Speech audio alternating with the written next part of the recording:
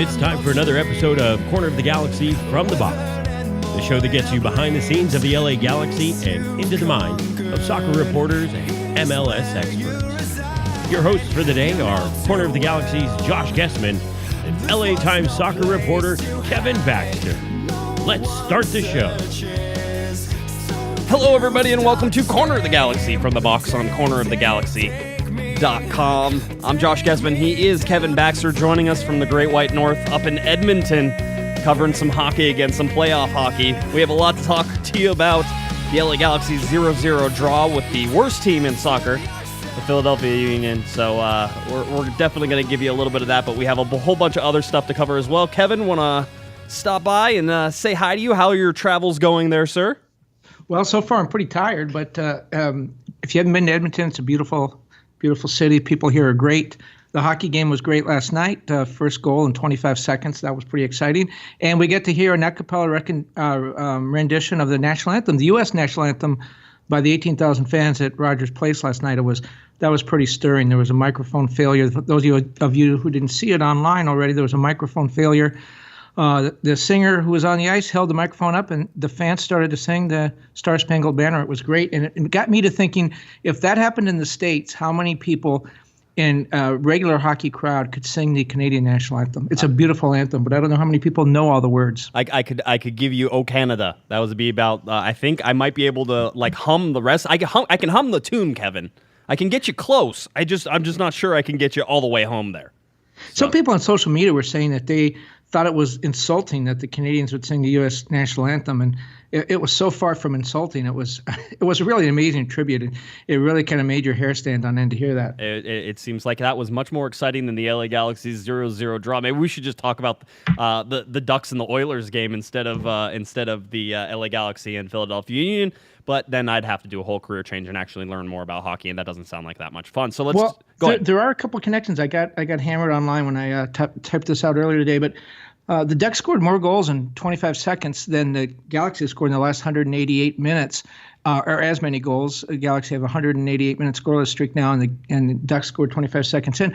Ducks had 3 goals in the first 12 minutes. The Galaxy scored 3 goals in their last 3 games. Right. Last 4 games. So it was hard to keep up with the scoring for someone who covers the Galaxy on a regular basis. I was going to say, you got in trouble for being snarky, Kevin. Can you believe that?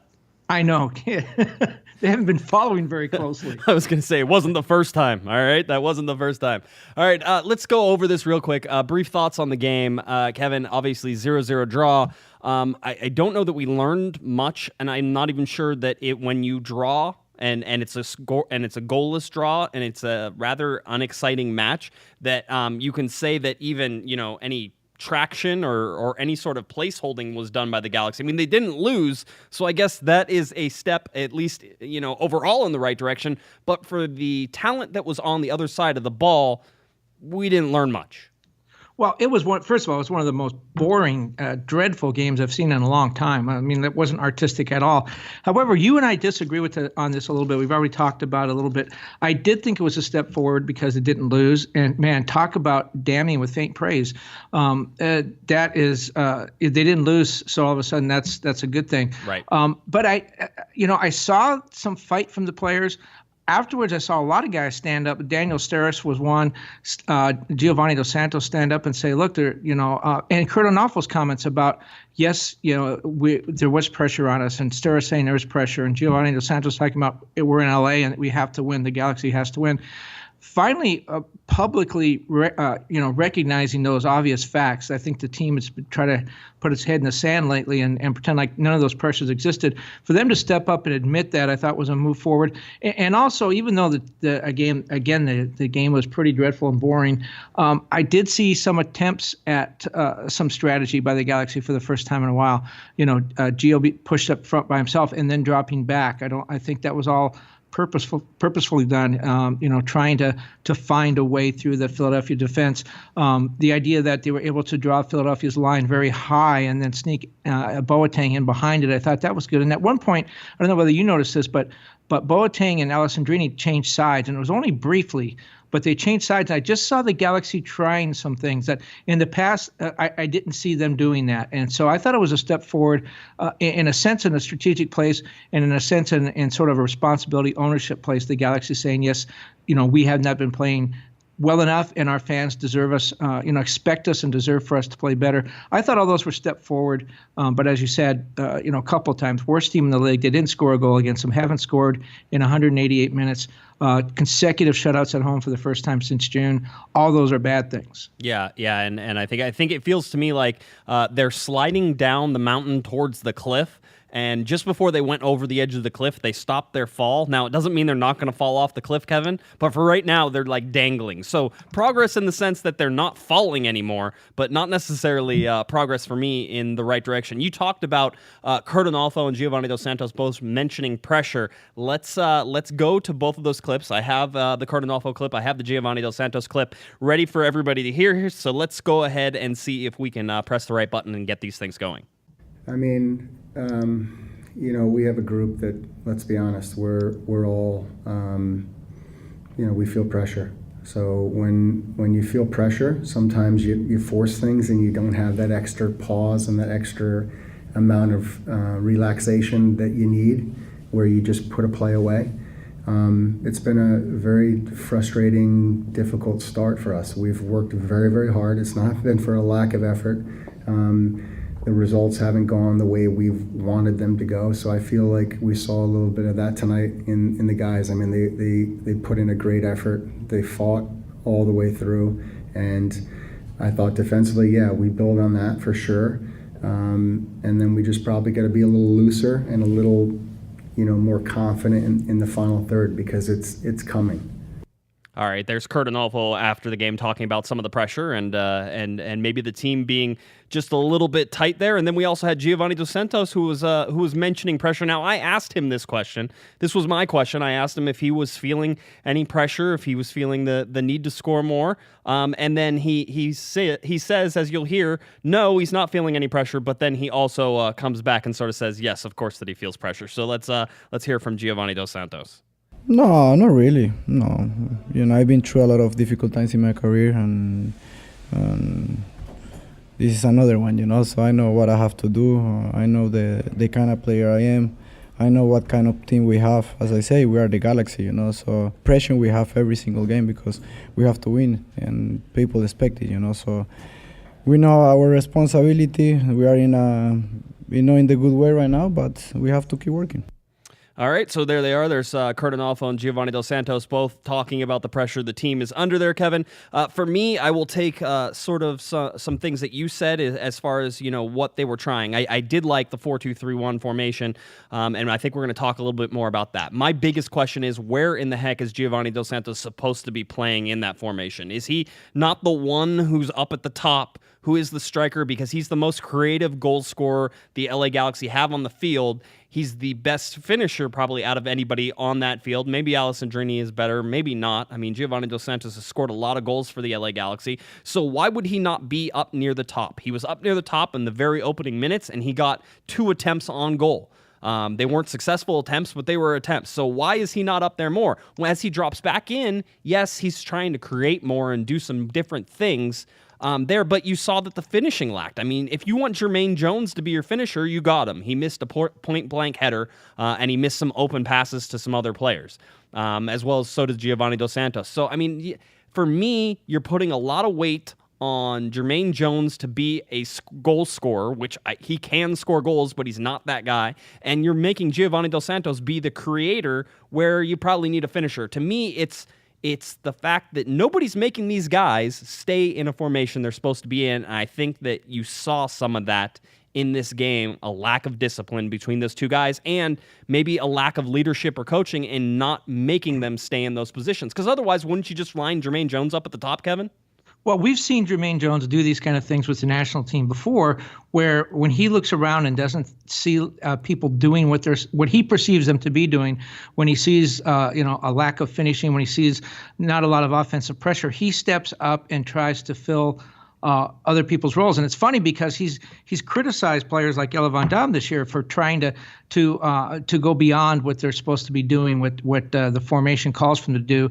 And one of the things Jermaine does is he steps out of that central midfield role and tries to become a forward a lot. And yeah, you have seen him do that at times with the Galaxy. With the national team, it's a whole different dynamic. Here, I think it's because it seems to me that Gio loses interest at times. For long stretches of a game, he'll just disappear, and then he'll show up again. And it's maddening because he is so talented. And you see him do some things that other players can only dream of doing. When he's engaged, he's dangerous, as he was, I think, maybe the first 18 to 20 minutes. I thought he had some good chances. And then all of a sudden, he's literally standing in the midfield area, not really moving or engaging with anyone, just kind of standing there. And I don't know whether that was planned, whether he was supposed to drop back and maybe try to confuse the Philadelphia defense. He certainly confused me. I wasn't sure what he was doing. And then later on, he pushed forward again. So I don't know whether that's on Kurt or whether part of that's on Gio, but we've seen that before. And when you look at the stats, it's kind of amazing. And the shots, to me, I don't really look at shots because you take a shot and miss the net by 30 yards and it's still a shot. Shots on goal are what I look at. And Gio's played 7 games. He's played 585 minutes. He has 5 shots on goal. The only goal he has was on the penalty kick. He has no assist. And that's the guy who is your returning leader in goals and assists, the guy who's, as you said, supposed to drive your offense. 5 shots on goal, 1 goal from a penalty kick, and no assist. Yeah. Clearly, he's not getting it done. No, he's not getting it. And is he not in the right position? You saw that whenever he was up high, Kevin, he got, again, attempts towards goal, on goal in that general position. I mean, you can say shots on goal is a good thing to look at, and I agree, but João Pedro's shot that hit off 2 posts doesn't count as a shot on goal because it didn't go in if it would have bounced off those. But, I mean, the Galaxy did create some chances. I think Cardinalfo has said they created some chances. That's great. But the biggest struggle, which at the very beginning of the season I think people would have said was the defense, is not the defense. Although they have been bleeding goals, it's been a lot of the midfield problem that has caused those defensive issues. With this formation, putting Baggio Hasidic next to João Pedro, it seems like they've stabilized some things a little bit here. And, if that's the case, then did we see a better João Pedro than we have seen all year? I thought we did. I'm not going to say he was excellent, but I thought he showed up this game. I thought he did some nice things. That one shot was, he shot from distance. He saw an opportunity, and he was a little bit unlucky on that. But everyone's talking about the offense, and again, two games and 8 minutes without a goal. That's not good. 2 games at home without a goal. That's not good against the worst team in the league. Team that's given up the second most goals in the league. That's not good. However, on the positive side, the defense did play pretty well. Brian Rowe was not tested very often. When he was good. I thought that was the Brian Rowe we expected to see this season. I thought it was a Brian Rowe who deserves to be the starting goalkeeper. I think he showed that. He is not a super athletic guy, but he's very dependable. Right. What I've always been told is what you want in a goalkeeper is a guy who's going to make all the easy, obvious saves, and then a guy who's going to make 1 or 2 big ones in a game. And I thought Brian Rowe was that guy. And the defense made sure that he was not tested often. So, a clean sheet. The Galaxy got a clean sheet, and what's that? Their second shutout of the year. Yes. So. No, actually, yeah, it's their second shutout of the year. So, that was good. You can take that as a positive. But, the original question, Pedro, I did think he played a good game. I don't think he's still the guy that we thought maybe we were going to get. But again, steps forward. I think what you have to do, this team fell so far, you have to look at progress. And I thought we saw some. All right. Well, Pedro had 3 tackles on the night, second on the team on the night. The number 1 player who had the most tackles was the guy getting his second ever MLS start, Bradley Diallo, playing at that right back position. 6 tackles for him. So he played very well. I think the defense played very well. But again, you're looking at a Philadelphia team who did score goals last week against Montreal. They scored 3 goals and then gave up 3 goals, much like the New England Revolution did against Seattle. We were all watching that game in the press box before the Galaxy game went out. But 2 teams, both with 3-0 leads at one point, both give up those leads. So that's interesting to see MLS sort of going that way. But you look at what the Galaxy are able to do on the defensive side, I agree. the 4-2-3-1 definitely looks like defensively that helps. The problem with me is it seems to certainly stymie them going forward offensively. And what do you do whenever Giassi Zardes comes back into the fold? Do you stick with that formation? Does he play a wing role? Does somebody else move back? I mean, the problem is that you're running out of positions for players to play in. And I thought that Roman Alessandrini in this formation was ineffective. And whether that's or not, that is just teams keying off on him because he is, the most dangerous player on the LA Galaxy, or whether he is just not as comfortable in this particular formation in that 3 across with Jermaine Jones in there, with Emma Boateng on the other side and with Alessandrini. So I didn't see as much success going forward as I think that the other formations bring, but you didn't bleed goals. So. And is that something you're worried about against Philadelphia is my next question. But with Giassi Zardes being injured, or not injured, but sick in this game, is this the best formation for it? So I think we did get a lot of good out of João Pedro. I think this formation helps him. It gives him sort of somebody who he can rely on to be next to him in Baggio Husidic. But for me, perhaps this formation is a little too defensive, and the offensive weapons you're putting up there without Giovanni Dos Santos at the point isn't enough for me. That's not going to work. And if Gio wants to stay up high, I can see that working. I keep focusing on this one game and saying I saw a lot of good things and that I thought it was a positive step forward for this Galaxy team. But, after 8 games, you do have to sort of step back. It's about a quarter of the way to the season now, almost. And you have to step back and say, okay, let's take stock of the season. The Galaxy are in 10th place in an 11-team conference. Only one team, only Colorado, has fewer goals this season than the Galaxy, who have 8. The goal differential for the Galaxy is -5. I think only 3, maybe 4 teams have a higher goal differential. And only Philadelphia, Colorado, and Montreal have fewer wins than the Galaxy with 2. So, yeah, small baby steps forward, but overall the season has not gone well. I think if you were grading them, I think maybe you give them a C+ for the Philadelphia game, and you say, well, that's good because they're getting a D- for the season. Yeah, I was going to say it's close to a failing season right now. Let's go and we look at something that I thought was interesting. It was brought up to somebody who's a keen observer of the LA Galaxy. And they basically said, hey, if you're bringing in Jack McInerney, which McInerney saw some time in this game, although it was time that you probably didn't remember or even notice that he was on the field. That's just sort of the way the game played, not necessarily an indictment of his play. But did the addition of Jack McInerney throw the idea of we're going to use our LA Galaxy 2 kids out the window? Because with his addition, he's basically benching guys like Jack McBean, Ariel Lassiter, if he ever comes up, Jose Villarreal, even though Villarreal came into this game. I think that his minutes are going to be severely limited, especially when you have Giassi Zardes, who is going to be playing. So I wouldn't necessarily think that any of those guys are coming in.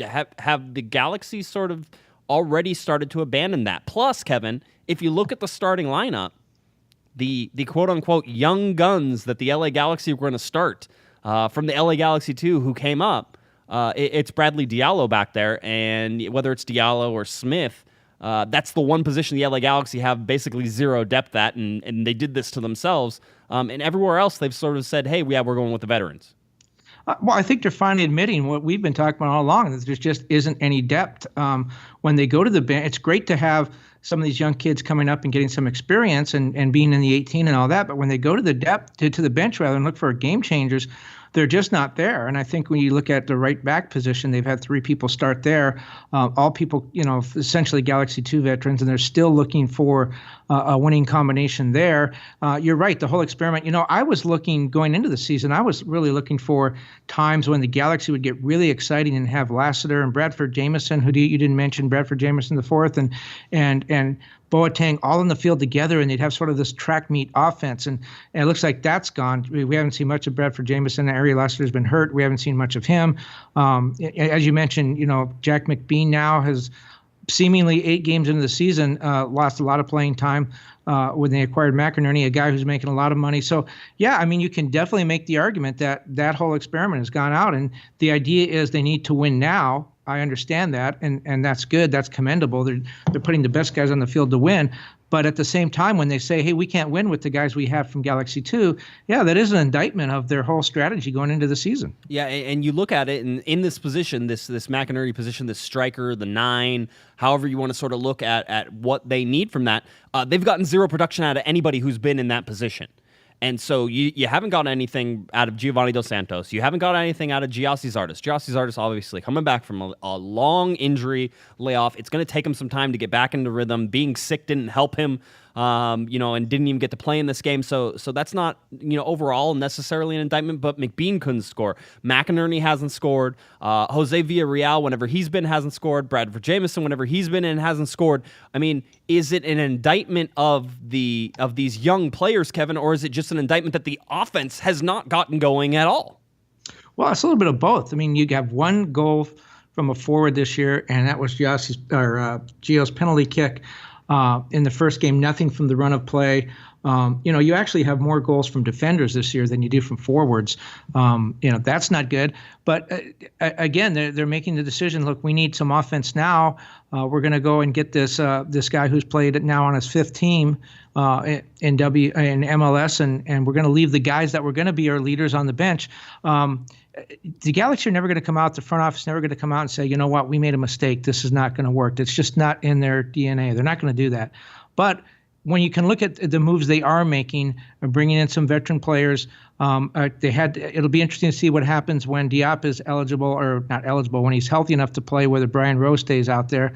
I think you're starting to see them admit through their tactical moves that some of these things had not worked out the way they wanted to. And you look at the midfield formation this week, I think partly, there were a lot of reasons why they did that, but it seemed to me one of the things that we're also trying to do is take a lot of the pressure off Pedro and put him in a position where he's not going to be as exposed as he has been. I thought it worked out pretty well. But that, again, is, we heard all preseason, this is the guy, this is the greatest, midfielder since Andres Iniesta. And it took them 7 games to realize that wasn't true. Yeah, and that's sort of the thing for me with this formation is this formation was built out of necessity, Kevin, because the Galaxy couldn't stop people from scoring, and I get that, but it's a Band-Aid. It's not the way they would prefer to play, and it doesn't seem like it helps the offense. And if the offense isn't going to score goals, then, I mean, if you want to have 0-0 draws for the rest of the year, you can do that. I would say that might be a risky sort of idea there, but it's still... It seems like they're moving away from what they said they were doing, and if they're moving away from it, Kevin, the guy they're moving away from it with is Kurt Onalfo, and Kurt Onalfo was brought in to transition these guys. So is that another failure in the system, or is this just a coach doing what he needs to do in order to survive, in order to have another 7 days with his job? Well, I think Kurt Onalfo was the right guy to lead a young team of Galaxy 2 players. However, I'm not saying he's the right coach for the Galaxy, and I'm not really high on this experiment, especially given the way it's gone for the first 8 games. Remember, USL now is a Tier 2 league. It was a Tier 3 league when all these players are played there, when Kurt coached there. So you're essentially taking guys from you're stacking your entire roster with AA players, to use a baseball analogy. They're going to struggle at the major league level. They all may be good players eventually, but you bring them all up at the same time, and try to start, many of them at the same time, you're going to struggle. And so Kurt is doing, I'm not going to say he's doing the best he can, and certainly there's places he can improve, and he would be the first to admit that, but he's doing as well as he can with the players that they gave him. I think a lot of this is on the front office, and people have been talking about, well, what's going to happen with Kurt? I think one of the things that happened in the Philadelphia game, and again, shutout at home against the worst team in the league, but I did think they showed enough that Kurt Onalfo probably has a little bit of breathing space. There seemed to be, he admitted that there seemed to be a lot of pressure building, and he didn't say it was on him, but I think clearly he recognized people were already saying, are we going to change coaches? Kansas City already changed the coach. Are we going to change ours? So Kurt bought himself some time, but then you know what? Look at the schedule coming up. They have the Chicago Fire coming in this Saturday in the Juninho Cup. Bastian Schweinsteiger coming in and Juninho coming back. Yes, Chicago's winless on the road this year, but they're a very good team. They have a lot of weapons, and I anticipate Juninho having a spectacular game. Then they go on the road and play the New York Red. They have 4 straight games on the road. It's New York Red Bulls, unbeaten at home this year. They go to Minnesota United. That's a game that they really need to win because of how poorly the expansion Minnesota United is playing. The Galaxy, if you think they had to beat Philadelphia and they didn't, I think they have to beat Minnesota United, definitely. Then they have the Earthquakes, unbeaten at home. Then they play DC United. They've lost only one game at home. So, they have some tough games coming up. And so Kurt Onalfo may have a little bit of breathing space, but that's going to evaporate very quickly over these next 4 games. Yeah, I mean, that is the big question everybody's asking now is, did Kurt Onalfo do enough to save his job? And clearly he did, barely, I think. They're treading water. I think that to say either of those coaches, if they would have lost that game, may have gotten fired. I don't think that was an understatement. I think that might have been true. The fact that it was a draw probably keeps both of their jobs at least employed for a little longer. But it's interesting to see. I will say this. I thought the attitude from the players and how they interacted with each other and how they sort of respected Onalfo, Kurt, and what he was trying to do in this game, that looked like that changed. That looked like that was a positive step. Now, maybe it was because they weren't losing. Maybe it because, realistically, they were in charge of that game, had a large edge in possession. Just frustrated they couldn't get the ball in the back of the net. But maybe that has solved itself, or at least the wound has healed a little bit there, because I didn't see the blatant disrespect from players towards the bench in this game. And if that's the case, then that's an improvement in the overall attitude, and that could be something. I always said that if Kurt was going to get fired, Kevin, it wasn't going to be because of the results. I think they knew that results were going to be tough whenever they go and do this type of experiment, but it was going to be because that he lost the team. And if they've been able to mend that even just a little bit, maybe that can keep him in his position a little bit longer. Yeah, I agree 100%. And that was what I saw in the Seattle game, is that, disrespected by his players. And then everybody, Allison Durini, who's really been quiet, coming out and saying, I had no idea what was going on. I need to talk to the coach. I need to talk to my teammates. Brian Rowe, again, another guy who's generally pretty quiet, saying we weren't on the same page. I mean, those were the fingers. They were pointing their fingers right at Kurt Onalfo. They were saying we were on the field. We didn't know what we were supposed to be doing. And then you saw Boateng and Ashley Cole refusing to shake the coach's hand when they were subbed out. So, yeah, that was you can't fire 28 players, but it's easy to fire one coach if things are going wrong. So that's another place where this Philadelphia game was a step in the right direction, is that people came off talking, using the same talking points, being on the same page, some tactical things strategically they did on the field that looked like they were in sync and had an idea what they were doing. But you just go back and look at that schedule, and the next 6 games. The next 6 games, if you're a Vegas odds maker, you say the Galaxy probably wins one of those games, or they're the favorite, I would say, in one of those games, the Minnesota United game. Right. So if things go to form, the Galaxy get to their game with Colorado at home on Wednesday, June 21st, and they're 3-10-1.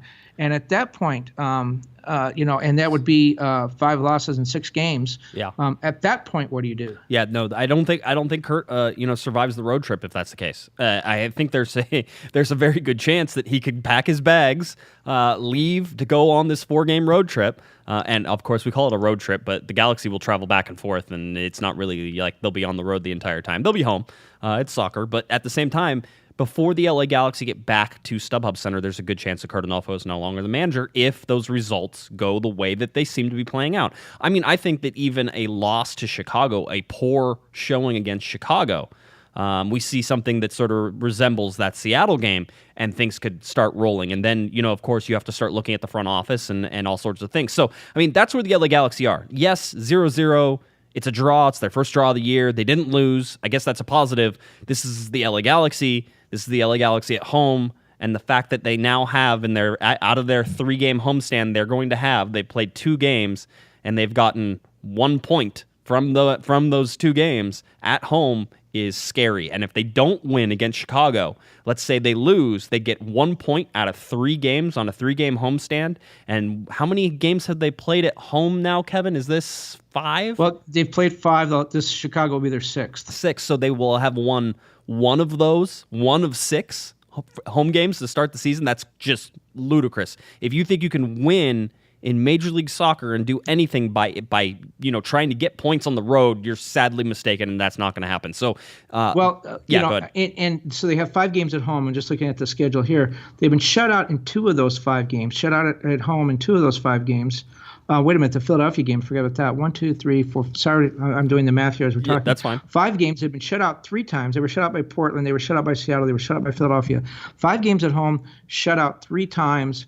They have 1 win and 4 points at home in 5 games. So, yeah, that's not good. And, the thing about – I know we spend a lot of time talking about it, and it's really what's going on with the team is this experiment of bringing in the young academy guys and saying we've spent a lot of money on this academy. This has to pay off. I'm not sure whether basing your policies on the bottom line is a good idea in sports. There's so many intangibles and so many unknowns. But it sounded like a good thing on paper, and it sounded like they were prepared – or they should have been prepared to struggle. The one thing I guess that I really find fault is the whole team above players, the front office, and I think Kurt figures into this a little bit too. They seem pretty arrogant going into it. Anyone that questioned this strategy or just said, well, how exactly is this going to work? I don't quite understand. What are we doing here? They were met with ridicule, and it was like the front office just seemed so arrogant and so secure in what they were doing when it seemed to everybody outside that this was a pretty drastic sea change, to make in one off season. Mm-hmm. That was my biggest fault, I think, with this thing, was that they just seemed so cocksure of themselves and so certain that this was going to work. And you're right, the McInerney thing is probably a watershed moment that we didn't give enough attention to, because that was the first sign of a little bit of capitulation that, maybe this isn't going the way that we thought it would go. Well, I mean, he's still young. I don't want to say like they went completely out of their box and, they didn't get a young guy. And it could have been a pickup of opportunity. I will give at least open that up for possibility. He's not making that much money in terms of what the Galaxy have to pay. So in a business sense, it's not a horrible move. The kid has 43 goals. In Major League Soccer over his career. Now his career is actually pretty long for how old he is, but at the same time, I don't want to completely knock it, but it is moving away from, we have our own guys, we have the academy guys, we're good. But I think that they're in this particular case, it might have been just an opportunity where they said, hey, we can get more. But by doing that, it seems like they've said that our academy guys aren't good enough. And I just don't know if that's true. Or if this is some sort of panic setting in. And so that's sort of where it comes in and sort of how I look at it. Let's move on. Let's go to some hotline calls, CoG hotline calls. Remember, you can always call in to the CoG hotline. It's open 24 hours a day, 7 days a week, 365 days a year. 949-385-2641 is where you can find it. 949-385-2641. So some hotline calls. Let's first start with Andrew in Northridge. Hey guys, this is Andrew again from Northridge. Wanted to follow up about taking my 2 friends to the Galaxy game. Sitting at halftime, one of my buddies turns to me and he says, for how much possession the Galaxy have had, why is the only thing that they're doing is passing the ball back and forth on their own half of the field? Couldn't agree with you more, little buddy. I wish I had an answer for you. Overall, you have to give credit where credit is due. I think changing the formation did help. And like I've been saying, if you pair João Pedro with a more traditional midfielder, he's going to excel. This is the best game that he's had this season. Alessandrini did make some mistakes. The team overall had a lot of turnovers. And I don't even remember the last time that I saw an illegal throw in. So thank you for that, Yellow Van Dam. Still not good enough. Philadelphia is still by far the worst team in the league, and to not be able to get a win at home is a little upsetting. Overall, I think they still want to go back to another game, just not anytime soon. Love the show. Bye. All right, there's Andrew Northridge. Andrew, thanks for that. Kevin, any comments on that, or can we move on to the next call? I thought he did a pretty good job of explaining everything. No, he did, and I'm wondering if anyone else noticed that, anyone in the coaching staff or front office. Maybe we'll see a little bit more of Baggio pairing with João Pedro, and maybe if Zardes is out for a while, maybe Jermaine does move up into that sort of number 10 role, and it actually winds up making the midfield stronger by putting Baggio with João Pedro. I mean, it gets more defensive. I can get that. I understand it. It makes some sense there. But I mean, for for all intents and purposes, it looks like Gyasi Zardes is going to be back for the Chicago game. He was sick. He got an illness. He should be back. According to Adam Serrano, he was at training today, so he trained. I mean, it looks like everything's moving towards him being available for Chicago. So then that comes into question is, are you going to go back to the same formation in a 4-2-3-1? Who sits? The thing is, Kevin, do we think that at any point in the near future that either Giovanni Dos Santos or Jermaine Jones is going to put their butts on the bench? That would be right now. That would be really tough. But I would hope that McInerney is lighting a little bit of a fire under Gio. Gio talked a good game after the game about he's like, I'm trying really hard but it was almost like he was pleading. It wasn't convincing. It was almost like he was saying the right words, and I'm just not sure that I was necessarily buying them. If Kurt Onofo's job is on the line, if he really feels it is, then I think he's going to put the guys out there that are going to do the best job. And maybe he turns to those Galaxy 2 guys even a little bit more, saying, you know what, guys, I was there for you for 4 years while you were beginning your career. You got to save mine now. It'd be interesting. I would not put that if things continue to go south. I think you got to try everything. They benched Steven Gerrard and Robbie Keane last year. Those guys were making $10 million between them. So I could see that. I would be surprised, but I wouldn't be stunned. It wouldn't be something that came totally out of left field. No. Yeah, I think that right now that would be extremely difficult for that to happen, just because I don't know. You talked about Robbie Keane and Steven Gerrard being benched, and Bruce Arena did that. Does Kurt Onofo have the same attitude or the same gravitas to be able to pull that off and still keep the team together? Because I think that's going to be an interesting part, and I think those two being benched was an interesting sort of interplay in the locker room that may have hurt last year's team. So it's interesting to talk about. And Andrew, I think that you had a great call. Thanks for calling in, and we'll keep up the good work as much as we can. And thanks for listening. All right, let's go to our next call. Devin, I believe it's Devin. As I'm hearing it, it could be like something else, and I'm screwing it up. But Devin from Corona. Hey, it's Esteban from Corona, also sitting in section 142. It was good to see the riot squad with a sign that said "Fix it." So we want to see something get improved with our Galaxy. I got to say, I haven't seen Chris Klein or Peter in the stadium. So why are they hiding from us? Second thing is, I don't like the Galaxy 2 philosophy of teaching the guys the Galaxy way. So far, it's not getting us anything. In fact, the team took 11th place in USL last year, and nobody's contributing this year. So shouldn't we be playing to win at all levels? That's pretty much what we want to do. And then lastly, is there anything we can look forward to for the rest of the year, be optimistic about? I mean, this team was pressing this last game. They created opportunities. They were pressing. They couldn't get anything. It just seems like they're too stressed trying to score. And the other thing is, I don't think they can beat any of the teams in the MLS right now. If you look at the standings, look at the other teams around the league, is there anybody they can actually beat? So looking forward to hearing the show, and good luck. Bye. All right, another good call. Our listeners are kind of killing it lately on the CoG Hotline, and I'd just like to say thank you to you guys. Keeping it tight for me. I don't have to do any editing. You don't make me cut you off in the middle. So remember, like 30, 45 seconds, that's your sweet spot right there. Make your points, get out. That's what I say. But no, this is interesting. Is there anything to be optimistic about? And then, sort of the LA Galaxy 2 philosophy. For me, and if you talk to anybody at the LA Galaxy, Kevin, I'm sure you've had the same discussion, they are not worried about winning at the LA Galaxy 2 level. That is not their goal. That is not their thing. If it was their thing, Devin, they wouldn't have shipped Jack McBean, who was leading all goal scorers in USL, off to play in the third-tier English Premier League to try to give him more experience. They would have kept him and then tried to win that league because they were playing very well with him and he was scoring a ton of goals, and then they shipped him off. So it's not their philosophy.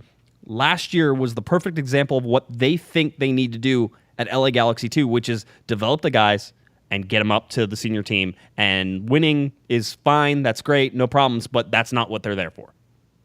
Well, that was a great call from Devin. 142 is in the house again. The idea of the Galaxy 2 thing, and you're right, they haven't won a title at USL, and they struggled last year. But the idea of bringing, creating a farm system and then filling your team with your own products.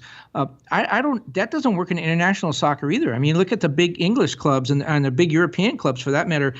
Maybe Barcelona, with that great academy they have, might be the only one that does it. When you look at some of the great European teams, they have players from all over. They have a couple of guys that they add. A lot of times, guys on the bench that they bring up through their own academy. Those players they develop in their own academy, for the most part, oftentimes become pawns that they use to send them off and get money in the transfer window to go sign somebody they went somewhere else. So the Galaxy are sort of bucking international soccer tradition and trying to build the core of their team in-house. And I think we're finding out why that's never worked before. Well, and it's a numbers game too. You need to run through a couple hundred kids in order to get one or two reasonable prospects, and of those one or two, one of them is going to be really good and one of them's not going to be that good. I mean, it's just a numbers game, and so you're trying to throw it through here. I don't think that they're doing it wrong. They're developing it. They're trying to get these guys up in there, and then Kevin, I think I'm with you. I think that a lot of times this could be a selling opportunity for them. And I happen to be one of the people, by the way, that believes that the Galaxy should sell more players, that they should get guys, they should get them up playing well, and then at their max profitability to send them. And that's hard to do, but that's how you get money, and that's how you can turn it into other things. And I just think that sometimes we sit and we hold. And I think Major League Soccer does this as a whole because you want to have that next big thing instead of possibly selling whenever they're at their max. The MLS is not going to be one of these retention leagues. They can't be, Kevin, not for a while. Not everybody wants to come here. A baseball general manager told me something I never forgot, where he said, I was asking him, how come so many players on your team did not come through your farm system? He said, what the players in the farm system is they are pieces I use to build my team. I can call them up. They can play at the major league level. I can trade them. I can sell them. And then what I get back is the value that player had. So you're absolutely right. Maybe you look at the team and say, oh, geez, only two of these guys came up through the Galaxy Academy. But some of those players that they brought in, they were able to afford because they traded somebody, they sold somebody, they traded someone for allocation money. So what you have is a whole group of players that, again, are pawns, are pieces that you use to move around your chessboard and get what you want. Right now, the Galaxy have decided that those pieces are going to play for them, and maybe that philosophy will change going forward. Maybe you wind up with a Galaxy 2 team with 6 great defenders. Hey, you can only play 4 at a time, but you need a forward. So maybe you package some of those guys, sell them, get that money, use it in the transfer window to bring in the guy that you need. Did those guys help the Galaxy? Yes, they did. They helped the Galaxy by going to play for Real Salt Lake or somewhere else and bringing back money that allowed the Galaxy to get what they need. So sometimes you have to kind of look at things differently and say simply playing for the first team is not necessarily the goal the Galaxy should have in mind with some of these young players. It should be making sure the team on the field is the best team that they can get, and then how do they bring those pieces in. All right, let's go to our last call here from the CoG hotline. Remember, 949-385-2641. Just program it into your phone. You're done with the game. Hit your favorites button, call in, leave a message. It's that easy. All right, here's Jason from Hesperia. Oh, my goodness. We can't score against the Philadelphia Union. Oh, God. Okay. All right, so this is Jason, Hesperia, California. Just woke up from the game last night, and I don't know. I don't know. I just don't know. This team is just so bad. It's not good. It's not good enough. I don't know how Anatol is trying to direct this team. The lineup, I actually thought it was going to be a good game, I saw the lineup. I saw Baggio in. And with Zardes out, I was kind of confused, but then I got the explanation after the game from Guesman that he was out with illness. So, but the biggest threat we had was João Pedro hitting the double posts, and oh my goodness, we can't finish our chances. I don't know how we can't finish our chances. Giovani can't finish his chances. Emma Boateng, well, he got saved, so I can't really put the blame on that. But this team was supposed to be the year where we show that we can do it without the big name DPs, without the David Beckhams and the Landon Donovans and the Robbie Keanes. Hell, Steven Gerrard was a big name. But what do we have to show for it? A team that can barely handle a 10-man team. All right, there's Jason. We cut him off a little bit, but, I think the moral to the story here is, Kevin, is that whenever you call into the CoG hotline, you should wait longer than 10 minutes after you woke up. The other thing is, you talk about Jason or fans should put the CoG hotline on their speed dial. Jason needs to put suicide prevention on there as well. I think that's like the third or fourth call we've gotten where you just expected, that things were not going well in this person's life.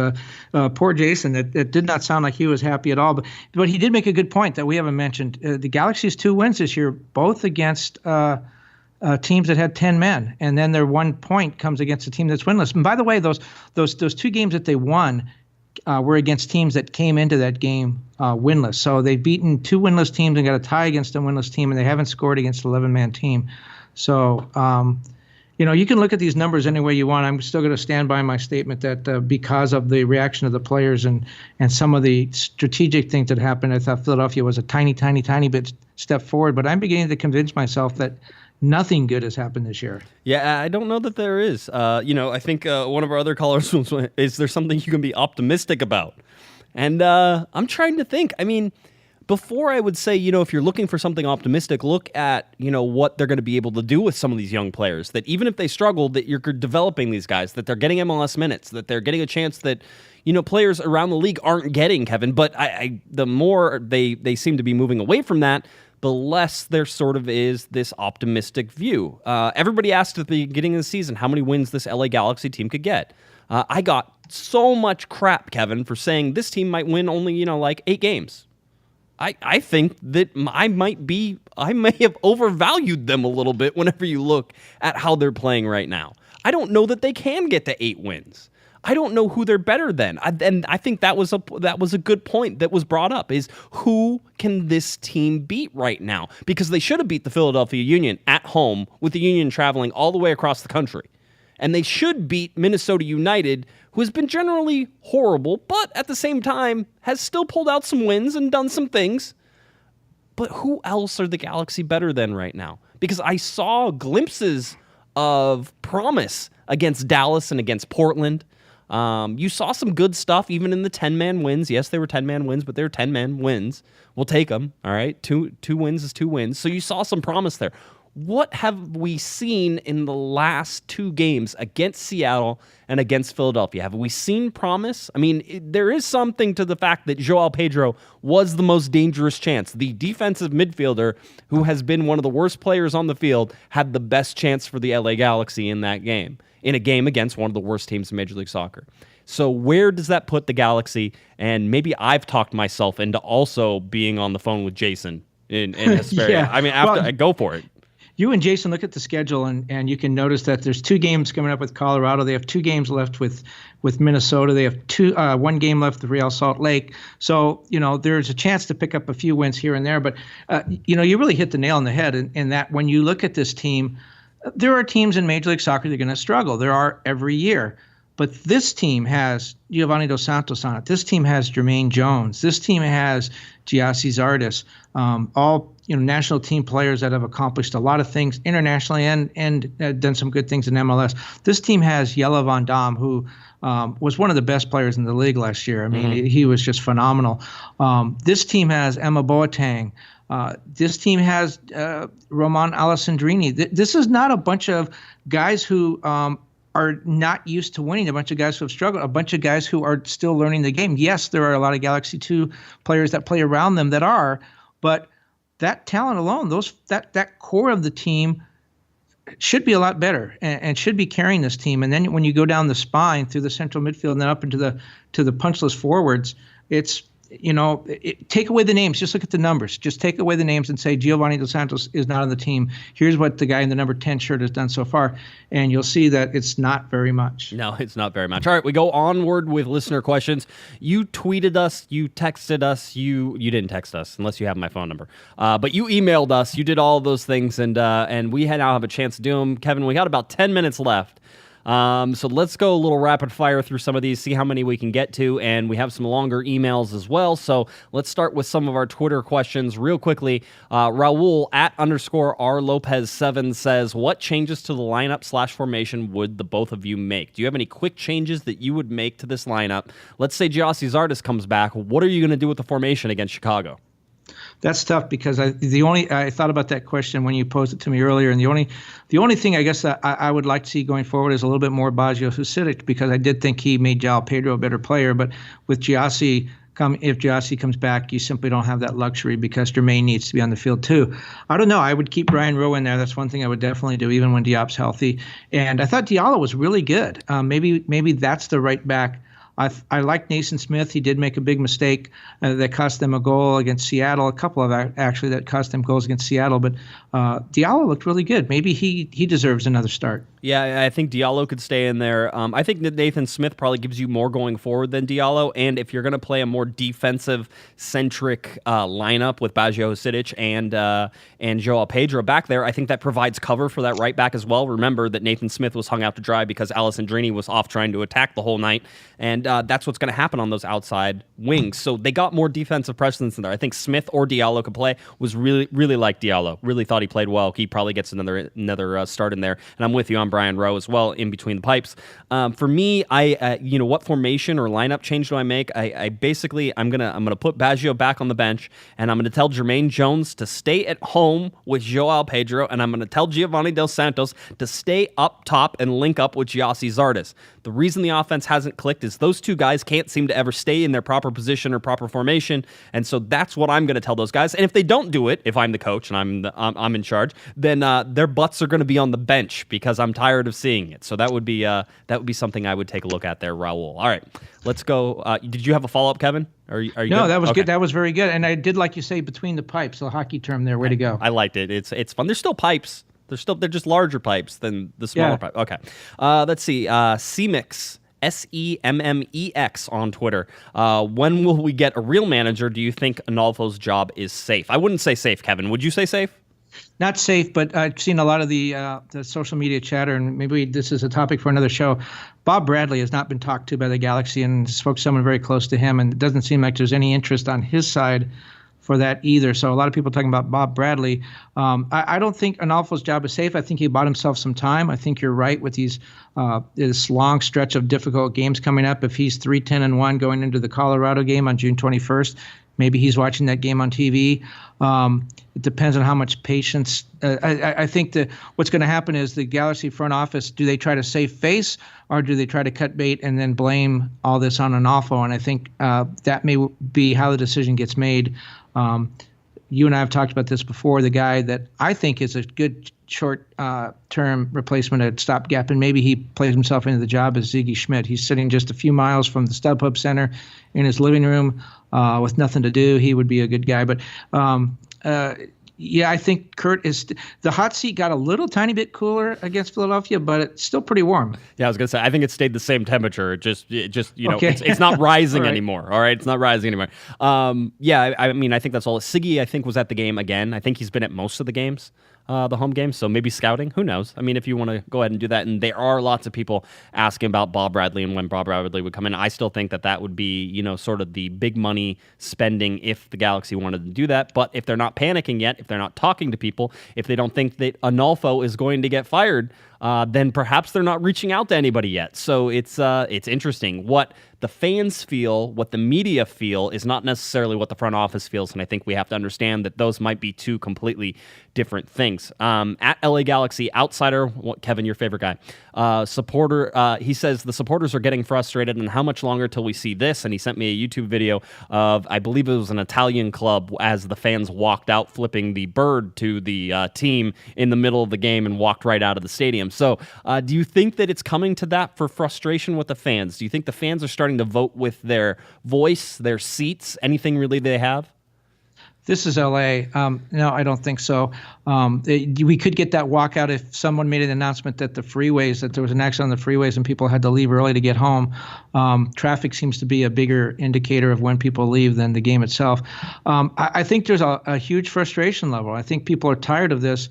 I don't know about mass walkout, but I don't know that people are going to begin coming to the team.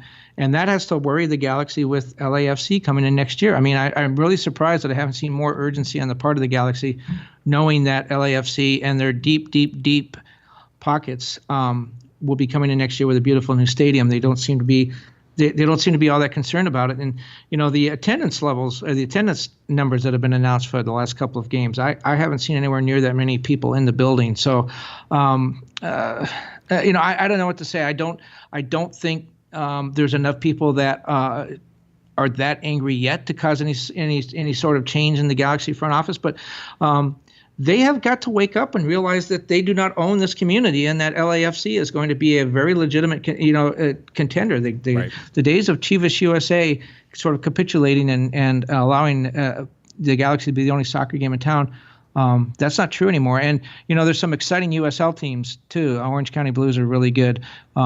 And Didier Drogba is going to be coming to play them next month in Orange County. So the Galaxy has some work to do. I don't think you're going to see a mass walkout by the fans, but I think they have some work to do to build their fan base heading into next season. I will say this.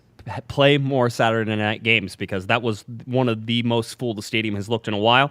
And the new lighting stuff that they have going on at StubHub Center is awesome as an evening attraction. The lights going out and seeing everybody's cell phone lights come on, that was something that was kind of organic and kind of cool, and I hope that they keep doing it. And there will be another chance with the 7:30 kickoff on Saturday night to do exactly that and repeat it. And now people know it's coming. I honestly expect it to be even better. I think that there's lots of stuff. I think people are really frustrated. I think that you have every right to vote by, 1, not buying tickets, 2, not showing up and being in your seats if you are a season ticket holder, or 3, by going to the stadium, shouting, screaming, supporting your team as much as you possibly can, and just being very vocal and upset about the results. I mean, all of those things are right and correct, and none of those are wrong. And I think that anybody who goes and watches soccer in California, in Southern California, in Los Angeles, has the right to do it that way. So I'm not putting a judgment on people who say they're not going to show up anymore. I think they have a right to do that. They get to vote with their wallet. That's fine with me. And I have every bit of respect for people who will continue to show up and support the team and be loud and still voice their displeasure. You are allowed to do that. You're allowed to do any of those things when you purchase a ticket or when you follow a team. That's part of it. And it doesn't make you any more or less of a fan to do that. All right. That's what I just learned about you, and you talking about these 7:30 games and you praising these 7:30 games. I just learned that you've never had to deal with a newspaper deadline, because 7:30 game is a horrible. We hate them. No. This I know. All the reporters hate the 7:30, and I'm always like, no. This is the best time. Everybody likes those 1 o'clock in the afternoon games, and screw that. I'm with the fans on this one. The 7:30 on a Saturday night is perfect. I don't have a deadline. I don't have to worry about it. I leave about midnight. That's whenever I get out there, and I'm done. I know you guys have to work harder for that and to make the newspaper deadline, but for the fans and for the attendance, 7:30 is where it's at. All right, let's go. We're gonna go rapid fire now because we're running out of time here. Because I have things to do. It was just like the live show on Thursday. I have things to do, so I have to get out of here here shortly. Let's go to Joe Beth. She says, "Do you guys like that Gio played further back, or do you prefer him staying forward? He created more, but we need someone who can finish." Quickly, Kevin, what do you think about Gio and his positioning? He's got to go forward. I think he was in the middle because he literally was lost. I don't think at that point he wasn't sure what he was supposed to be doing. I like him forward, and she's right. The finishing is the big problem. We need to finish. LA Galaxy need to finish. Gio is a finisher. He's one of the only finishers on this team. Move him forward. Keep him forward. If he wants to come back and play midfield, put him on the bench. There we go. Dad says, at Rogue Leader LA, did you like the lineup change? Does Diallo start now? I think we both agreed that Diallo starts. We liked what he did. He had the most tackles on the team. That's good defensively for the LA Galaxy. Give him another start. See where he goes with that. That's fine. Did you like the lineup change? Did it work for you? Oh, yeah. Yes, and I'm sort of there as well, except that I feel it's too defensive, and if you can't get guys playing in the proper position, then that's more of a Band-Aid for me and less of a solution in the Chicago game, where they're going to have a very good midfield. Dax McCarty, Juninho, Bastian Schweinsteiger. The midfield's going to have to step up in that game. That's going to be interesting. Let's see. I hope we have a warm reception for Juninho, by the way. He deserves it. I think that he is he's one of the Galaxy favorites and always has been. He hit the shot with no regards to humanity that everybody remembers, that wonderful long-range shot. In Seattle. And the Seattle playoff winner that silenced the crowd up there. So, yeah, he's a LA Galaxy legend of sorts. Won't put him up there with all the legends, but certainly a guy who everybody loves. I'm trying to read through all of these. People are asking what happens if Kurt gets fired and who's the replacement. We've talked about Siggy. Kevin, would somebody on the bench possibly be a stopgap replacement if Anolfo has to go? Ante is a guy that wants to coach in MLS. His family is from down here. His wife's from down here. They want to stay here. It would be a great opportunity for him. A former Galaxy player. I mean, I think he would be someone that they look at. They need to. I think that you talked about the gravitas of Bruce Arena. Ziggy brings that right away, and I think maybe that might make him a little bit more of a favorite. And he worked with Ante in Seattle, so maybe those two team up again. I did talk to people in Seattle about both of those guys, and the one thing they did say is that Ziggy's separation from Seattle did not include any kind of non-compete or any kind of penalty for taking another coaching job. I'm told that he wants to coach. And he wants to coach in MLS, and he has a home in Southern California. So a lot of things line up for both those guys. I think either one of them you would be a good replacement if we get to that point. And let's not whistle over Kurt Anolfo's grave just yet. I think either one of those guys would be good. The one thing that Ziggy would bring immediately would be a little bit more gravitas. And if they're going to be active in the European transfer window, I think that they need a manager that has some name recognition outside this country, and Ziggy does. All right. Want to thank everybody for the tweets. Cameron, thank you for the tweets. David Klein asked about Bob Bradley. We've sort of talked about that. John wants to know if Galaxy fans are going to fly airplane banners over StubHub Center if Kurt Anolfo stays. John's just saying that because he's a pilot and he wants to fly the plane. I know. Arsenal did that. Yep. They're trying to get rid of their manager. Maybe Arsene Wenger could coach in MLS. That also, I've seen that name get tossed out as well. So that is, of course, there. So those are sort of our tweets there. I want to get to a couple emails real quick, and I'm just going to sort of give the general gist of these because we're running short on time. But Freddie wrote in to cornerofthegalaxy@gmail.com, and he sort of says, I've been holding back from emailing. I need to gather my thoughts a little better. I'm jumping right into the reason for my email. On the last podcast episode, you had a caller who criticized Jermaine Jones. After a lot of thought, I found myself completely agreeing with him. I was never a fan of his reckless way of playing, but I held my judgment when the Galaxy signed him. Jones can be an exciting player to watch. His work ethic and ability to go full force for a whole game can make it appealing for teams, but in past games, I've noticed that he seems to affect the chemistry of the team. He's the oil that is not mixing with the water. Wherever you move the oil, it's going to disrupt the water around it. Watch João Pedro and Husidic in the midfield last night showed a little bit of that. So that's basically, he's saying he's not a fan of Jermaine Jones, and that's what we're doing. So Alfredo, thank you for that was beautiful. The poetry of the oil and the water displacing one another. That was beautiful. But he's absolutely right. Jermaine has won in New England, won in Colorado. He has played well with the national team, but he's absolutely right. Despite all that success, he tends to have this disruptive reputation that follows him around. Yeah, I think Kurt Anolfo called him volatile, but volatile in a good way, and I think that you could easily say that he's volatile in the bad way. So Freddie from Boise or emailing in, so thanks, Freddie. Thanks for getting your news right here from Corner of the Galaxy, and I hope Boise's nice right now. All right. Notice there was no Z on that, smart people. It's Boise, not Boise. All right. There we go. I didn't want to get yelled at by any of our massive amounts of listeners in Boise. There, Kevin.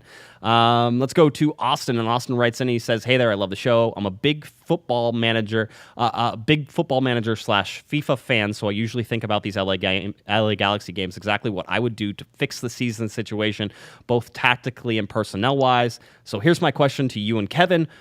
One, you're the new Galaxy manager. All right, Kevin, congratulations. You just got the job. What tactic personnel changes do you make to the game day squad? Basically, I think we've already talked a little bit about it, but I mean, do you immediately bench somebody, Kevin? Is it that drastic if you are now in charge, which why they gave you the job? I have to question their lack of foresight there. Yeah, exactly right. I pull the goalkeeper in the last few minutes of the game and try to get an extra attacker on the ice. That works. That's a good question because there's not much on the bench, and that's the problem. But I agree with what you've been saying. There's some players that do not show much discipline and do not stick with the formation, and maybe they need to understand that the bench is an option if they don't do that. But then there are so many personalities on this team.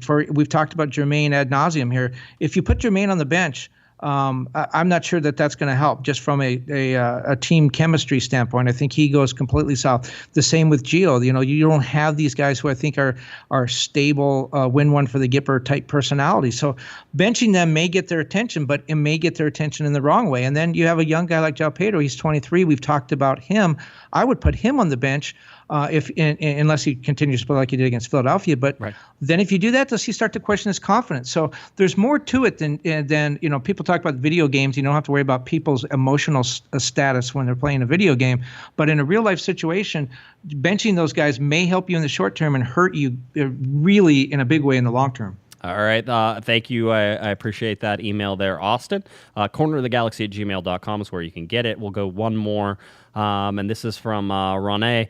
She says, I'm not quite sure on this one, to be honest with you. It could be either a guy or a girl. With the way the spelling is, it's either. So I'm just going to toss it out there. What makes this a crisis situation right now is because they aren't showing any fight. Nothing. And we are the Galaxy. We have never been this bad, looked this bad. If they were fighting hard and competitive and then they lose, okay, I could accept that. But it's getting worse, not better. Kurt doesn't seem to be good enough, and they aren't telling us what's going to change going forward. They keep saying the same thing. Seattle was on a 4-game road trip. We should have been able to protect our home field. It seems like the team doesn't respect whatever I imagine they're talking about Cardinalfo, is trying to do. I'm a lifelong Galaxy fan, so I'm not going anywhere, but I won't be going to any home games until I see something. I'm not going to waste my hard-earned money on a team that is not showing up. All right, there we go. So there is our emails, our tweets, our text messages, if you know me, our voicemails, all that stuff, all wrapped into one, and a little bit of opinion based on all the stuff that we have seen from Kevin and I. Kevin, is there anything else that we need to get to sort of to close this out? What is this LA Galaxy team going to look like going forward against Chicago, and is Chicago a very big game for them? Well, it is a very big game for them, and it's the start of a long stretch, as we've talked about.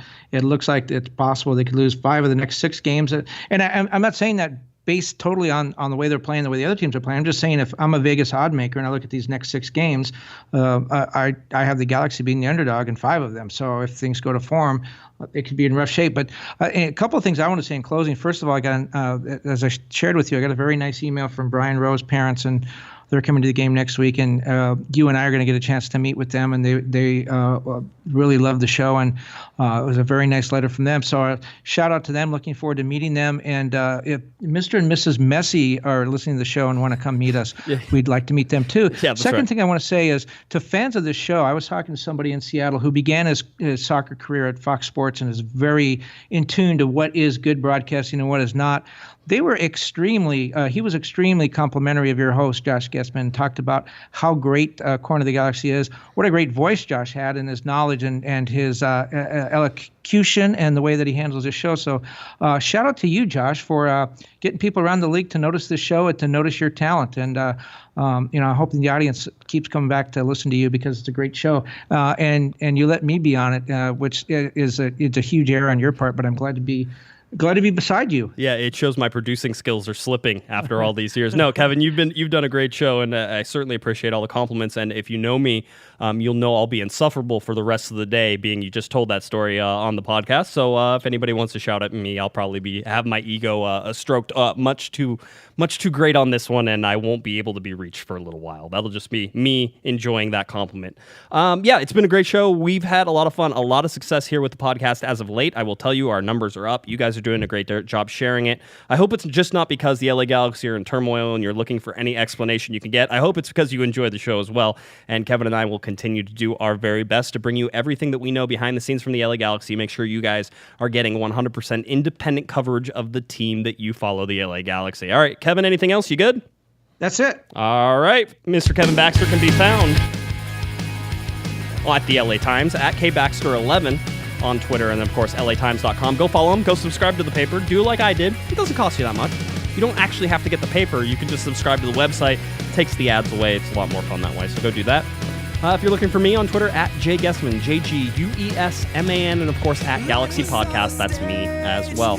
A very busy day, a lot of stuff. Our live show coming up on Thursday night, so make sure you're there at 7 p.m. Host myself and Wendy Thomas will be there to answer your calls, answer your questions, and get you ready for the Chicago game on Saturday night at 7:30 p.m. StubHub Center, last game before the Galaxy head out on the road for 4 games. All right, for Mr. Kevin Baxter, I'm Josh Guesman. You've been listening to Corner of the Galaxy from the Box on cornerofthegalaxy.com. We will catch you next time. You've been listening to the Corner of the Galaxy from the Box podcast on cornerofthegalaxy.com. You can follow the show on Twitter and Instagram at Galaxy Podcast. And be sure to check out and subscribe to iTunes, Stitcher, and Facebook by searching for Corner of the Galaxy. And for all of your independent LA Galaxy news, discussion, and entertainment, including this podcast, head on over to cornerofthegalaxy.com. Fans, thanks for listening. We ask that you be kind and courteous to your neighbors as you leave the podcast. We thank you for joining us and look forward to seeing you again. Until then, I'm Michael Araujo, and on behalf of the entire Corner of the Galaxy crew, goodbye, everybody.